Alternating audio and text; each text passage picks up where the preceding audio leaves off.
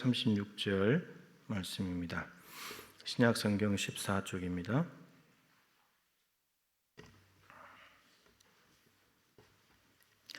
마태복음 9장 35절부터 36절 2절 말씀입니다. 한 목소리로 읽겠습니다. 예수께서 모든 도시와 마을에 두루 다니사 그들의 회당에서 가르치시며 천국 복음을 전파하시며 모든 병과 모든 약한 것을 고치시니라. 무리를 보시고 불쌍히 여기시니 이는 그들이 목자 없는 양과 같이 고생하며 기진함이라. 아멘. 인사 한번 하십시다. 세상에 복이 되시기를 축복합니다. 아멘. 우리 교회도 세상에 복이 되었으면 좋겠습니다. 자, 이제 교회의 거룩한 공교회 부분을 하고 있는데, 지난주에는 이제 교회란 무엇인가, 교회의 본질은 뭐라 그랬죠? 정상이에요, 이게. 교회의 본질은 사람입니다. 사람. 고린도전서 1장 1절부터 3절 말씀을 가지고 말씀드렸죠. 그리스도 예수 안에서 거룩하여진 사람들, 성도라고 불리는 사람들, 그리고 각처에서 우리와 그들의 주 대신 예수 그리스도의 이름을 부르는 자들, 그게 교회다라고 말씀을 드렸습니다. 그리고 교회의 기초는 이제 주는 그리스도시요 살아계신 하나님의 아들이십니다. 그 신앙 고백, 예수 그리스도가 터가 되시고 또 사도들과 선지자들이 전한 그 말씀들, 그것도 터가 되어서 교회가 세워진다고 했습니다. 교회를 이제 삼일째 하나님을 가지고 표현했죠. 하나님의 집, 하나님의 권속. 예수 그리스도와는 어떻게 표현이 되죠? 교회는 예수 그리스도의 몸입니다. 몸. 예수 그리스도는 머리 되시고 우리는 몸이 되는 거죠. 교회는 그 성령님과는 어떻게 연결이 되죠? 성령의 전이라고 했습니다. 성령께서 거하시는 곳. 교회는 이렇게 정의가 됩니다. 자, 오늘은 이제 그냥 구체적으로는 안 볼 텐데 교회가 이렇게 쭉 흘러온 역사들을 좀 볼 텐데, 구약의 교회는 이스라엘 백성들이죠. 아브라함부터 시작된 믿음으로, 하나님을 믿는 믿음으로 시작된 그 공동체, 구약의 이스라엘 백성들이 이제 신약으로 말하면 이제 교회가 되는 셈이죠. 하나님께서는 그 구약의 이스라엘 백성들을 통해서 하시려고 하는 일이 있었습니다. 창세기 12장 1절부터 3절 말씀을 조금 이따 볼 텐데, 그 목적을 가지고 이스라엘을 만드셨습니다. 그런데 그 일에 실패를 했죠. 그래서 가나안 땅에 갔다가 심어 놓으시고 이제 최종 목표는 하나님 나라였는데, 하나님 나라를 이 땅에 보여주는 것. 그래서 하나님을 알지 못하고 우상을 숭배하면서 그런 사람들을 하나님 나라로 초대하는 것이 이스라엘 세우신 목적이었는데, 근데 이스라엘이 거기에 실패를 해버리게 되죠. 그래서 가나안 땅에서 포로로 잡혀가고 나라가 망하게 되는 이러한 일들을 겪게 되죠. 그러면서 이제 돌아온 이스라엘 백성들, 그렇게 새 이스라엘을 데리고 시작했는데, 그것도 역시 이제 안 돼 가지고 결국은 예수님께서 이 땅에 오셨습니다. 예수님께서. 그리고 난데 예수를 믿는 사람들이 모인 곳이 교회죠, 교회. 그래서 여러분, 교회는 새 이스라엘 공동체입니다. 구약의 이스라엘 백성들이 하나님의 목적대로 살지 못했기 때문에 하나님께서 새롭게 이제 대안으로 내놓으신 것이 신약의 교회다라고 하는 겁니다. 교회. 그래서 교회가 이제 하나님께서 불러주신 목적대로 살지 못하게 된다면 이제 구약의 이스라엘 백성과 똑같은 전철을 밟게 되는 거죠. 그래서 교회를 세워주신 목적대로 바르게 살아야지만 하나님께 영광을 돌리게 되고 하나님의 뜻이 이루어지게 되는 거죠. 교회의 역할은 굉장히 중요하게 되었습니다. 그리고 그 교회는 이제 더 나아가서 신약에서 말하는 교회는 저와 여러분이죠. 우리 한 사람 한 사람이 아까 성령의 전이라 그랬잖아요. 성령께서 거하시는 곳, 그리고 우리가 걸어다니는 교회, 움직이는 교회입니다. 그래서 이렇게 모였을 때 이 공동체가 교회이지만 각자가 성령께서 거하시는 전이기 때문에 세상에서 걸어다니는 교회로 살아가게 되는 거죠. 이 성도를 우리 몸을 성도를 표현하는, 삼위일체 하는 것과 연관해서 또 표현하는 구절이 있어요. 아까 이제 교회와도 연관이 있지만 고린도전서 6장 19절 말씀을 먼저 한번 읽어보겠습니다. 시작. 너희 몸은 너희가 하나님께로부터 받은 바 너희 가운데 계신 성령의 전인 줄을 알지 못하느냐. 너희는 너희 자신의 것이 아니다 했습니다. 너희 몸은, 이 몸은 고린도 교인들에 가리키는 말이죠. 너희 몸. 그러니까 예수님의 십자가를 통해서 그리스도 예수로 안에서 거룩하여지고 성도라고 불려지고 주 예수 이름을 부르는 구원받은 너희 몸. 너희 몸이 뭐라는 거죠? 여기서 두 가지가 나와요. 삼일체 하나님과 관련해서. 하나님께로부터 받았다. 저와 여러분의 몸은 하나님께로부터 받은 몸입니다. 이게 무슨 말이냐? 하나님 우리를 창조했다는 말입니다. 성부 하나님의 창조. 그러니까 하나님으로부터 났다. 이런 말은 요한이 주로 쓰는 용어인데 그것은 거듭남과 연관이 있어요. 거듭남. 그 니고데모와 대화할 때도 성령으로 거듭나지 아니하면. 근데 그것이 요한 1서에 가면 이제 그 용어가 하나님께로부터 난 자마다 이렇게 나와요. 하나님께로부터 난 자마다. 이 사람들은 다 거듭난 사람들, 예수님을 믿는 사람들을 의미합니다. 근데 하나님께로부터 우리의 몸을 하나님으로부터 받았기 때문에 이게 하나님으로부터 창조된 몸이죠. 창조된 거. 그러니까 여러분들의 몸의 가치를 지금 이야기하는 거예요. 개인이 이제 성령의 전도책이 나오지만 개인의 몸이 얼마나 가치가 있는지, 걸어다니는 교회에서 얼마나 가치가 있는지를 보라는 말이에요. 그러니까 성부 하나님과의 관계 속에서는 우리는 하나님의 창조함을 받은 몸이에요. 실제로는 아담만 만들었죠, 하나님이. 그리고 흙으로, 그죠? 생기를 불어넣고 아담의 갈빗대를 가지고 하와를 만들었어요. 그러고 난 뒤에 하나님은 다시 또 흙을 가지고 사람들을 만들어내는 것이 아니고 아담이 하나님의 형상대로 지음을 받았는데, 근데 아담과 하와를 결혼을 시켜가지고 거기에서 번식력을 주셔가지고 자녀가 태어났는데 이렇게 말했죠. 아담의 형상을 닮은, 창세기 5장에 아담의 형상을 닮은. 그러니까 아담이 하나님의 형상을 닮았고, 그리고 아담이 낳은 셋 에노스가 아담의 형상을 닮았다면 셋과 에노스도 하나님의 형상을 닮은 거죠. 똑같은 논리잖아요. 그죠? 똑같은 논리예요. 그렇다는 말이죠. 그러니까 여러분들의 아들이 여러분하고 닮았고 그 손자가 여러분들하고 또 닮았잖아요. 그죠? 여러분들의 손자를 낳는 게 아니잖아요. 계속 그렇게 가는 거예요. 하나님께서 생육하고 번성하라 그 힘을 주셨기 때문에 이제는 하나님이 맨날 앉아가지고 하루에 몇 명 만들까 하면서 흙을 가지고 만드는 것이 아니고 너희들이 해라 이렇게 된 거죠. 그래서 생명력을 주셔가지고 번식하게 하시는 겁니다. 그러니까 그런 거 똑같은 거예요. 하나님으로부터 우리가 받았다는 말은 우리 몸을 하나님께서 우리를 만드셨다는 겁니다. 예. 그래서 우리의 몸, 이 거룩한 성령께서 거하시는 이 몸은 성부 하나님의 창조주, 창조물, 피조물이다라는 겁니다. 너무나 귀한 가치가 있는 거죠. 자, 거기에 성령께서 거하신대요. 우리가 성령님이 처음부터 우리 안에 거하신 게 아니잖아요. 우리가 죄인이었으니까. 죄인 안에는 성령이 거할 수가 없잖아요. 근데 예수님의 그 십자가의 사역을 통해서 우리의 죄를 다 사하시고 그 예수 그리스도를 믿는 자마다 하나님의 자녀가 되게 만들어가지고 그리고 난 뒤에 우리로 하여금 성령께서 우리 안에 들어오시는 성령 세례, 예수를 주로 믿고 고백하는 그 순간에 우리 안에 내주하시기 시작하시는 사건이 성령 세례라고 그랬잖아요. 성령이 우리 안에 들어오신 거예요. 그러니까 깨끗하게 된 보혈로 씻겨진 그 몸 안에, 그러니까 지금 불신자들의 몸 안에 성령이 들어갈 수가 없어요. 성령이 들어갈 환경이 안 되기 때문에 죄로 씻음을 받지 못했잖아요. 우리는 죄 씻음을 받았기 때문에 성령께서 우리 안에 들어와서 계시는 겁니다. 믿으십니까? 예수를 주라고 믿는 사람들은 다 성령이 안에 계시기 때문에 가능한 고백이에요. 그래서 성부 하나님의 창조물, 피조물이고 그렇게 우리 몸을 성경은 말하고, 두 번째는 성령님, 거룩한 성령께서 거하시는 곳이다 이렇게 말했습니다.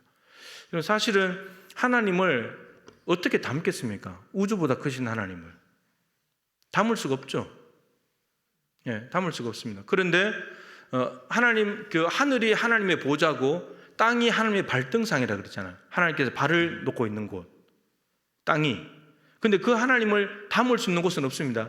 다윗이 성전을 지어서 하나님의 집을 지어드려야지 하나님이 거기 어떻게 들어가 살겠냐. 너무나 크신 분인데 담을 수도 없지. 솔로몬이 지어도 못 담는 거고. 근데 하나님이 어디 가서 사시냐면 심령이 가난하고 통회하는 사람들 마음속에 들어가 살아버린다는 거예요. 너무나 그 크신, 정말 담을 수 없는 무지막지하게 크신 그분인데, 근데 그분이 들어와서 사시는 곳이 어디냐? 우리 안에 가난한 심령들, 하나님을 배고파하는 심령들, 통회하는 심령들, 죄를 아파하는 심령들 속에 들어와서 사신다는 말이에요. 이게 너무나 큰 은혜인 거죠. 이거는 죄인에게는 가당치도 않는 말이죠. 상상할 수 없는 말입니다. 이런 이제 금방 제가 말씀이 생각나서 그런데 이사야 66장을 보면 이런 말씀이 있습니다. 제가 방금 말씀드린 내용이 그대로 있는데 66장 1절 2절을 보면 제가 읽을게요. 여호와께서 이와 같이 말씀하시되 하늘은 나의 보좌요 땅은 나의 발판이니. 여러분, 땅이 하나님의 발판이에요. 발판. 발을 지금 이 땅에 딛고 있는 거예요. 여러분, 발이 이 땅에 있으니까 우리는 지금 그 예배당 밑에 조그마한 거 그거잖아요. 근데 이 땅 전체가 하나님의 발판이래요. 그럼 엄청나게 큰 거 아니에요? 엄청나게. 그죠? 근데 너희가 나를 위하여 무슨 집을 지으랴? 내가 안식할 처소가 어디랴? 이렇게 크신 분을 어디다가 처소를 지어다가 하나님 들어와서 하시라고 할 수 있겠냐는 말입니다. 없다는 거예요. 나 여호와가 말하노라 내 손이 이 모든 것을 지었으므로, 오히려 이 땅에 있는 모든 걸 하나님이 지었다는 거죠. 그럼 그들이 생겼느니라. 근데 하나님이 만드신 것 안에 들어갈 수가 없다는 거죠. 만드신 분이 훨씬 크니까 못 들어간다는. 근데 그 다음에 이렇게 말했어요. 무릇 마음이 가난하고 심령에 통회하며 내 말을 듣고 떠는 자, 그 사람은 내가 돌본다. 이렇게 말씀하셨어요. 그러니까 너무나 크신 분이지만 마음을 가난하게 하고 죄에 대해서 통회하면서 하나님의 말씀 앞에 벌벌 떨면서 그 말씀을 존중하고 그 말씀대로 사는 사람에게는 하나님이 오신다는 말이에요. 너무나 크신 분이. 그러니까 하늘에 계신 우리 아버지요. 이런 거예요. 그래서 성령께서 우리 안에 들어와서 사신다는 것은 정말 이거는 죄인으로서는 상상할 수 없는 은혜이고 너무나 귀한 것이죠. 우리가 그렇게 가치가 있는 존재다라는 겁니다. 자, 그 다음에 고린도전서 6장 15절 말씀인데 읽어보시죠. 너희 몸이 그리스도의 지체인 줄을 알지 못하느냐? 내가 그리스도의 지체를 가지고 창녀의 지체를 만들겠느냐? 결코 그럴 수 없느니라. 너희 몸. 지난달에 고린도전서를 읽다가 이제 너희 몸에 대해서 세 가지로 정리를 해놨더라고요. 이게 이제 눈에 띄어서 제가 다시 말씀드리는데, 하나님께로부터 받은 몸이다. 성령님이 들어와서 사시는 몸이다. 그 다음에 마지막 뭐죠? 너희 몸이 그리스도의 지체다. 그리스도의 지체다 라는 겁니다. 알지 못하느냐? 내가 그리스도의 지체를 가지고 창녀의 지체를 만드냐? 이런 고린도 교회가 음행이 두 가지가 있었거든요. 하나는 5장에 나오는데 이 자기 엄마와 잠을 잤어요. 아들이. 그러니까 친엄마가 아니고 계부예요. 계모인데 잠을 잤어요. 근데 그것을 교회 안에서 공공연하게 떠벌리고 다닌 거예요. 근데 그 고린도 교회가 그것에 대해서 아무런 조치를 하지 않았기 때문에 바울이 적은 누룩이 온 덩어리에 퍼지는 것을 알지 못하느냐, 그러면서 막 야단을 치는 장면이 있죠. 그 6장에는 또 창녀와 또 잠을 자는 그리스도인들이 있는 거예요. 예수 믿는데 이 고린도라는 도시가 그 지중해 그 변에 있기 때문에 너무나 많은 이 해상 무역하는 사람들이 왔다 갔다, 이방인들이 왔다 갔다 하면서, 실제로 우리 여기도 지금 아가씨들 집이 있잖아요. 예, 그런 데가 공공연하게 있었어요. 성지순례 가면 거기를 가게 됩니다. 창녀의 집에 다 가서 보게 됩니다. 근데 그런 것들이 있는데, 근데 거기에 그리스도인들이 들락날락 하는 거예요. 그걸 가지고 말하는 겁니다. 근데 그리스도의 지체인데 이 지체를 가지고 어떻게 창녀하고 하나가 될 수 있냐? 창세기 2장 24절에 있는 둘이 한 몸을 이룬다. 남자와 여자가, 이 부부를 설명하는 그 구절을 바울이 인용하면서 그리스도하고 너희는 지체가 됐는데 그리스도가 신랑이고 너희들 신부인데 어떻게 둘이 그렇게 하나가 돼야지 창녀하고 하나가 될 수 있냐? 이렇게 이야기하는 겁니다. 그러니까 우리 몸이 뭐라고요? 그리스도의 지체, 그리스도께 붙어있는 지체라고요. 그 삼일체 하나님으로 설명했어요. 하나님의 피조물, 성부 하나님의, 그 다음에 성자 예수님의 지체, 성령 하나님께서 거하신 전, 여러분들의 몸이, 구원받은 몸이 이렇게 존귀한 몸이라고요. 근데 이게 교회라고요. 교회. 그러면 지난 시간에 잠깐 말씀드렸죠. 예전에 한번 그림을 보여줬었는데, 여러분 이제 예수 그리스도가 머리예요, 그죠? 이게 예수라고 합시다. 예, 예수고 그 밑에 있는 몸이 우리예요, 그죠? 교회예요, 교회. 그러면 이제 예수님은 교회의 머리가 되시죠. 근데 이제 예수님은 교회의 머리 되실 뿐만 아니라 만물의 통치자죠. 그래서 만물이 여기서부터 시작해서 만물이 있어요. 교회는 만물 안에 있잖아요. 만물이 훨씬 크잖아요, 그죠? 세상은 훨씬 크고 그 안에 교회가 있어요. 근데 예수님은 교회의 머리도 되시지만 만물의 머리도 되시는 분이에요. 이게 성경에서 바울이 교회를 설명할 때, 예수 그리스도와의 관계를 설명할 때 하는 글인데 그걸 그림으로 나타내면 이런 그림이에요. 자, 우리 몸이, 교회가 삼위일체 하나님과 연결이 되어 있다면 세상이 교회가 밖에 있는 세상 사람들이 교회를 보면은 누가 보여야 돼요? 머리 대신 예수님이 보여야 되는 거예요. 세상이 예수님을 알 수 있는 방법은 교회를 보는 거예요. 하나니까, 연합되어 있으니까. 그렇게밖에 못 보는 거예요. 그럼 이제 우리가 걸어 다니는 교회로서 예수님을 보여주고 있냐? 이런 말이에요. 예수님을 보여주고 있는가? 이게 오늘 교회의 사명과도 연관이 되는 거예요. 세상은 하나님의 영광을 볼 수 있는 길이 교회밖에 없어요. 근데 교회가 자꾸 이제 어두워지고 부패하고 타락하면 교회를 통해서 하나님을 볼 수 없게 되죠. 그러니까 지금 교회가 세상으로부터 걱정거리가 되고 혐오거리가 되고 이렇게 되는 거예요. 그래서 우리가 세상 탓을 할 게 하나도 없어요. 세상은 저렇게 정말 우리가 뉴스를 보면 정말 천불 나거든요. 근데 그게 정상이에요. 근데 그 안에 이제 예수 믿는 사람이 있다면 좀 다른 문제지만 예수 믿는 사람이 없어서 저렇게 됐다면 저거는 정상인 거예요. 근데 교회가 저거하고 똑같냐 다르냐 하는 거예요. 다를 게 있냐는 거예요. 똑같아요. 그러니까 세상 사람들이 교회를 보고도 예수님을 못 느끼는 거예요. 못 보는 거예요. 예수님 계실까? 이런 의구심을 못 가지는 거예요. 당신을 보니까 예수님이 계신 것 같다. 이런 말을 못 하는 거예요.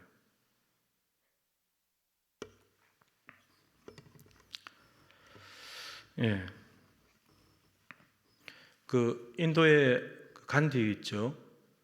예. 간디가 예수 그리스도는 존경한다.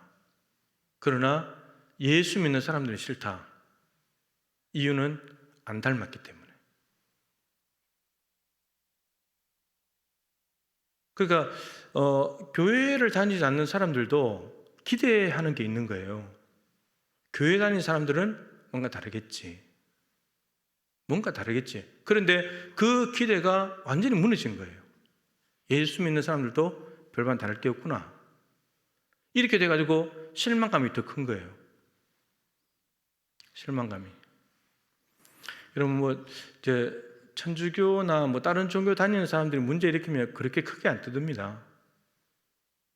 근데 교회 다니는 사람들이 문제가 생기면 크게 떠들잖아요.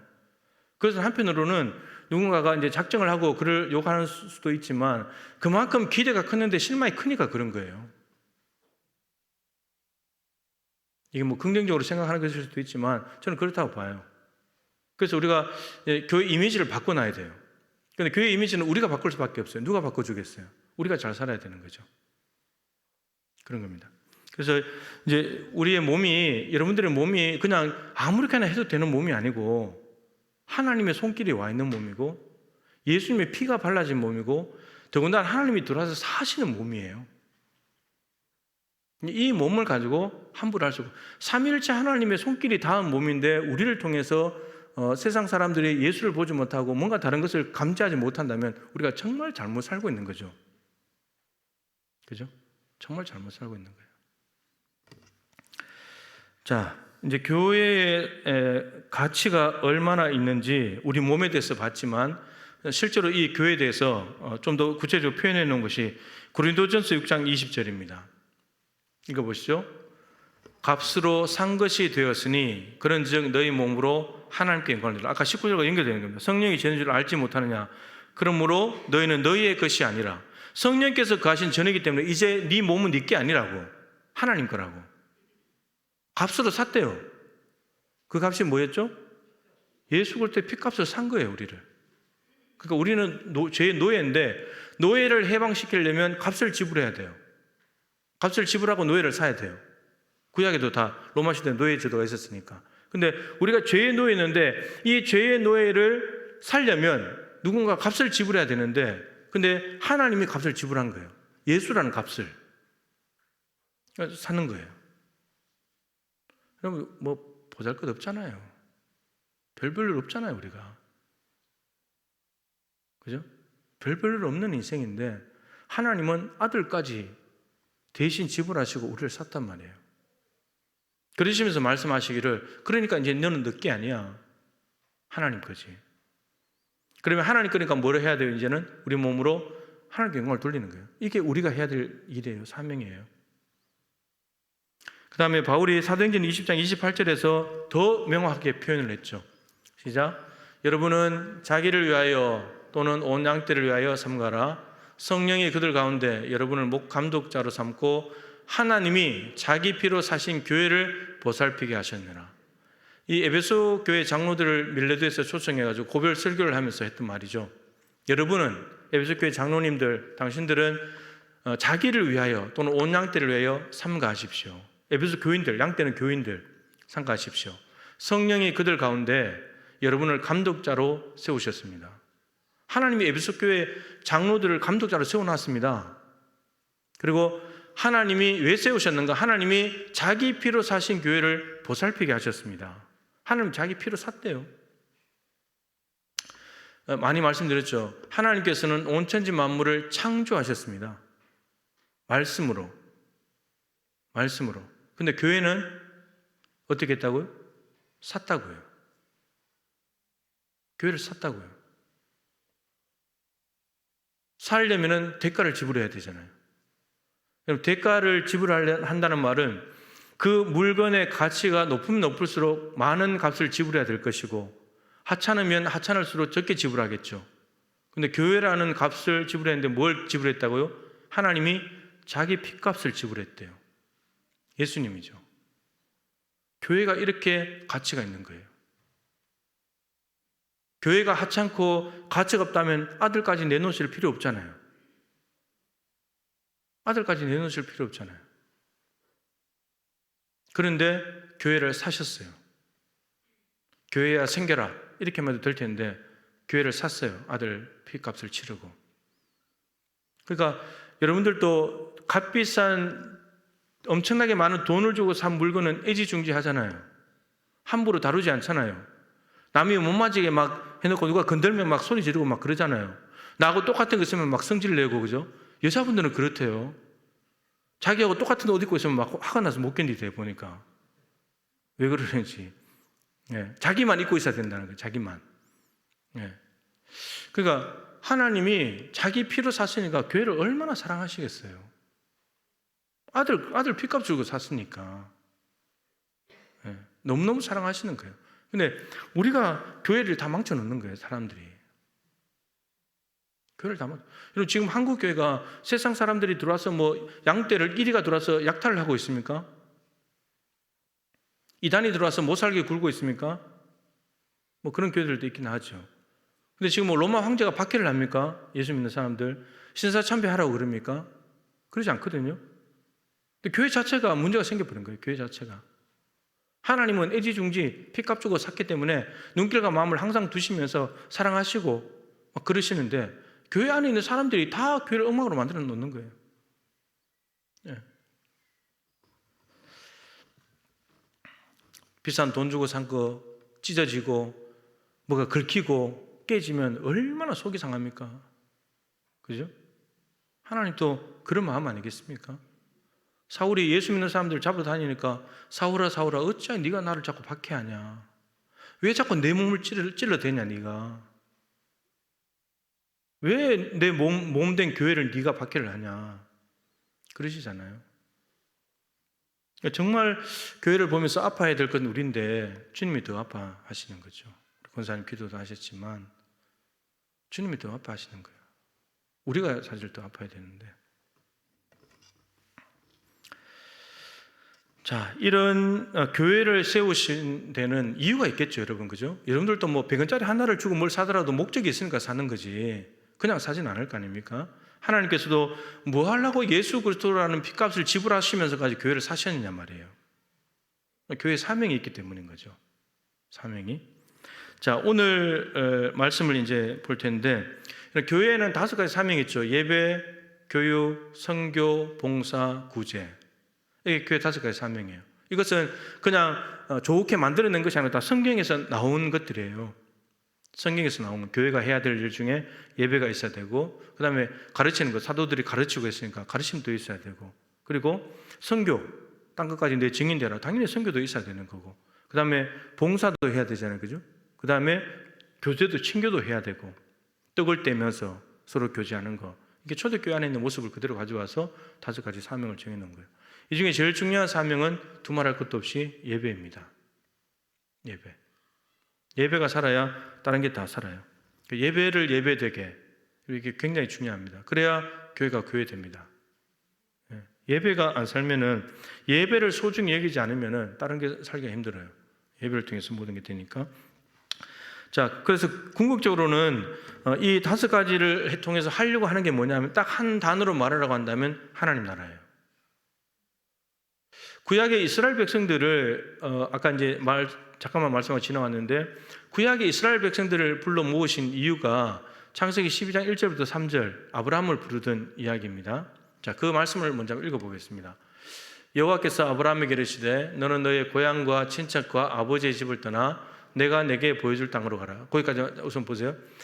고향, 친척, 아버지, 갈대 우르에 있는, 이제 좀 시대가 지나면 바빌론 땅이죠. 거기에서 하나님께서 떠나라 라고 말씀하세요.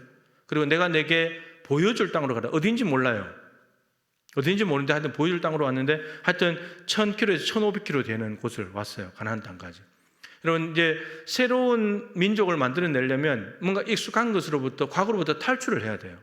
더군다나 아브라함의 아버지 데라는 우상을 만들어서 섬기는 사람이었기 때문에 그 우상의 집안에서 믿음의 사람이 나오려면 창조적인 탈출을 해야 됩니다. 창조를 위한 탈출을 해야 돼요. 벗어나야 돼요. 75세의 나이에는 뭔가 익숙한 곳을 떠난다는 것은, 더군다나 고향과 친척, 아비 집을 떠난다는 것은 우리가 역행하는 거죠. 나이가 들면 고향으로 돌아가고 싶은 게 사람인데, 근데 오히려 거기서 떠나라는 거예요, 하나님은. 그래 네가 새로운 사람이 된다, 이겁니다. 창조적인 탈출이에요. 자, 그 다음에 2절, 왜 가라고 하시는가? 내가 너로 큰 민족을 이루게 하겠다는 거예요. 근데 지금 아브라함과 사라는 자식이 없어요. 그럼 큰 민족을 이루려면 자식 잘 낳는 집을 부르지. 자식도 하나도 못 낳고 애도 없는 집안을 불렀어요. 하나님이 지금 아브라함이 창조적인 탈출을 하게 되면 하나님이 이들이 생각지도 못했던 창조적인 일을 하시겠다는 거예요. 지금 민족을 이룬데, 여러분 지금 또 민족이 많잖아요. 창세기 12장인데 11장에 바벨탑 사건이 있죠. 바벨탑 사건이 있고 난 뒤에 하나님께서 흩어버렸죠. 이 땅에 흩어져야 되는데 위로 자꾸 올라오니까, 바벨탑을 치면서 위로 하나님께로 자꾸 도전하니까 하나님이 흩어버린 거예요. 언어를 혼잡시켜서 흩어버렸죠. 그때 70민족이 퍼져나갔어요. 70민족이. 근데 지금도 많은 민족이 있어요. 근데 하나님께서 아브라함을 굳이 불러내셔가지고 1500km나 떨어진 곳에 불러다가 하나님께 큰 민족을 이루겠대요. 자식도 못 낳는 가정에. 그렇죠. 하나님이 놀라운 일을 지금 계획하는. 그러니까 지금 70민족이 퍼져갔는데 70민족과 다른 민족을 만드시겠다는 거죠. 다른 사람을 만드시겠다는 거예요, 지금. 그 다음에 이러고 내게 복을 주어서 내 이름을 창대하게 할 것이다. 아브라함의 이름을 높이겠다는 거예요. 그리고 너는 복이 될지라. 너는 복이 돼야 된다. 예전 번역은 복의 근원이 될지라. 너는 복이 될지라. 너는 복의 통로가 돼야 된다는 말입니다. 아브라함을 통해서 하나님께서 하나님이 주시는 복을 흘려보내겠다는 거예요. 사람들에게 복이 되는 삶 살겠다는 거예요. 다른 민족에게 복이 되는 삶. 3절입니다.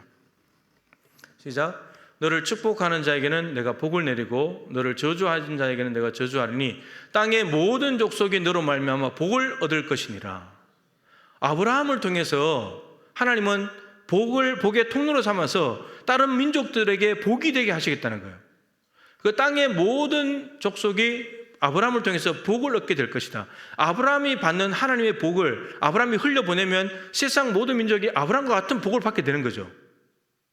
똑같은 복이 흘러가는 거니까. 그래서 아브라함 한 명을 통해서 큰 민족을 이루는데 이 민족을 통해서 땅의 모든 족속들을 구원하시길 원하시는 거예요. 그러니까 바울이 갈라디아서 3장에서 이미 이것이 이방 민족들에 대한 복음의 선포가 있었다 이렇게 말하는 거예요. 이방 민족들에게는 복음이잖아요. 아브라함이 만드는 민족 외에 다른 민족들은 구원의 여지가 없는데 구약은 한결같이 이방인들은 구원이 없다 이런 쪽 맥락으로 가는데 간혹 이방인들도 구원이 있다고 말하지만 실제로는 신약에 와서 사마리아 아니면 고넬료 이렇게 해서 이방 선교의 문이 열려지게 된 건데 근데 이미 바울은 복음이 선포됐다 구약에 그 복음이 아브라함에게 하나님께서 복을 약속하실 때 땅의 모든 족속이 구원을 받는다 거기에 이미 복음이 있었다는 거예요. 이방인들에게 복된 소식이잖아요. 하나님이 저거 하시겠다는 거예요. 근데 지금 가나안 땅에 다른 민족이 살고 있어요. 그죠? 가나안 족속들이 살고 있잖아요. 그리고 그들 하나님을 몰라요. 근데 하나님이 복으로 삼으시겠다는 곳이 어디냐면 거기에요. 다른 민족들이 살고 있고 하나님을 모르는 곳. 다른 게 쉽게 말하면 세상 한복판이에요. 세상 한복판에 아무도 없는 땅에 적과 꿀이르는 가나안 땅 아무도 없는 땅에 아브라함을 갖다 데려놓고 너 이제 여기서 너희들 민족들 만들어서 행복하게 살아. 그것이 아니고 세상 한복판에 하나님도 모르고 하나님의 복도 뭔지를 모르는 그 사람들 틈바구니 갖다 세워놓으시고는 네가 복이 돼야 돼. 옆에 있는 사람들에게 복을 흘려보내야 돼. 아무도 없다면 아브라함이 세상에 복이 될 수가 없잖아요. 세상에 복이 되려면 세상의 한복판에 있어야지. 그래서 하나님께서 이 새로운 민족을 만드시겠다는 거예요. 근데 그 아브라함으로부터 시작된 아브라함, 이삭, 야곱을 통해서 12지파가 만들어지고 그렇게 생성된 이스라엘 백성들이 출애굽 구원을 받았는데도 불구하고 가나안 땅에 가서 실패해버리는 거예요. 하나님 나라를 이루기를 원하신 건데 실패해버렸다는 거예요. 왜 실패했냐? 정의와 공의가 흐르는 나라가 하나님 나라인데 정의와 공의를 행하지 않았거든요. 그게 이사야서에 나오는 말씀이에요. 예, 이사야서 1장에 나오는 말씀이죠. 정의를 바랐는데 부르짖음이고 공의를 바랐더니 오히려 포악해졌다. 하나님 이렇게 말씀하셨어요. 5장이죠. 포도원 노래에 그렇게 나옵니다. 그러니까 실패한 거예요. 하나님 나라를 이루는데. 그래서 예수님께서 하나님 나라를 가지고 오신 거예요. 그러시면서 교회를 만들어가지고 이제 교회 너희들이 하나님 나라를 전파해야 된다. 그러니까 지금 하나님은 창세기 1장 2장부터 요한계시록 21장 20장 하나님 나라를 쭉 이루어 가시는데 이스라엘 백성들을 구약에서는 사용하셨다가 실패하게 되면서 예수님이 직접 오셔가지고 하나님 나라 보여주시고 그러는데 교회를 세워서 하나님 나라를 계속해서 이루어 가신다는 거예요. 지금 그 선상에 있는 겁니다. 그래서 교회가 굉장히 중요한 자리에 있다는 거죠. 교회 사명도 구약의 이스라엘 백성들의 사명도 하나님 나라였고 우리 지금 현재 이 땅에 있는 교회들도 목적이 하나님 나라예요. 그리고 하나님 나라를 이루어가는 방법이 예배, 교육, 선교, 봉사, 구제다 이런 말입니다. 자, 오늘 말씀 예수님께서 하나님 나라를 가지고 오셨는데 하신 사역이 있죠. 예수께서 모든 도시와 마을에 두루 다니사 그들을 회당에서 가르치시며 첫 번째 사역 예수님이 가르치시며 뭘 가르치셨겠습니까? 하나님의 말씀, 하나님 나라를 가르치시는 거예요. 두 번째 천국 복음을 전파하다. 하나님 나라 복음을 전파하시는 거예요. 하나님 나라 복음을 전파하는 이유는 하나님 나라가 있다. 하나님 나라를 믿고 하나님 나라에 와라. 이런 거죠. 예수님이 지금 하나님 나라에 대해서 말씀하시고 다양한 방법으로 가르치시기도 하고 전파하시기도 하면서 그다음 세 번째 모든 병과 모든 약한 것을 고치시니 치유하는 사역을 통해서 하나님 나라가 왔다. 여러분 치유 사역은 이제 병이 그 사람을 주장하고 있고 마귀가 그 사람을 장악하고 있는데 예수님이 오셔가지고 귀신아 나가 병아 떠나가 이렇게 말했을 때에 그 병이 순종하게 되고 귀신이 순종해서 떠나가게 되면서 그 사람에게는 이제 하나님께서 다스리는 사람이 되는 거죠. 그 사람 자체 하나님 나라가 이루어지는 겁니다. 하나님 나라의 중요한 개념이 뭡니까? 1차적인 개념이 하나님의 통치, 하나님이 다스리시는 곳이 하나님 나라예요. 저 북한은 김정은의 나라죠. 김정은이가 다스리고 있으니까 김정은의 말이 통하는 나라예요. 하나님 나라는 하나님의 말이 통하는 나라예요. 우리가 하나님 나라가 되려면 우리 교회가 하나님의 말이 통해야 돼요. 하나님의 통치에 굴복해야 돼요. 그래야 하나님 나라가 되는 거예요. 하나님 나라를 거역한다. 그럼 쫓겨나는 거예요. 하나님 나라가 안 되는 거예요. 가나안 땅에 하나님이 이스라엘 백성을 심어놨는데 공의와 정의를 행하는 하나님의 말씀을 전했는데 공의와 정의를 행하지 않는 거예요. 그래서 여러분 쫓아내버린 거예요. 하나님 나라 못 이루니까 쫓아내는 거예요. 그렇게 되는 겁니다. 그래서 이 예수님께서 지금 하신 사역도 하나님 나라를 위해서 가르치시고 전파하시고 치유하시고 그리고 불쌍히 여기시는, 그래서 이걸 가지고 구제 사역까지 포함시키는 사람들이 있습니다. 일리가 있죠. 구제 사역, 구제도 분명히 해야 될 일이니까. 근데 이런 다양한 방법을 통해서 결국 하려고 하는 것은 하나님 나라예요. 우리가 해야 될 일은 그것밖에 없어요. 하나님 나라가 전부예요. 우리가 장사를 하든 사업을 하든 직장에 다니든 교회를 하든 집에서 가정생활을 하든 뭘 하든지 간에 우리가 해야 될 일들은 하나님 나라예요. 하나님이 나를 통치하고 있고 하나님이 살아계시다는 걸 보여주는 거예요. 이게 중요한 겁니다.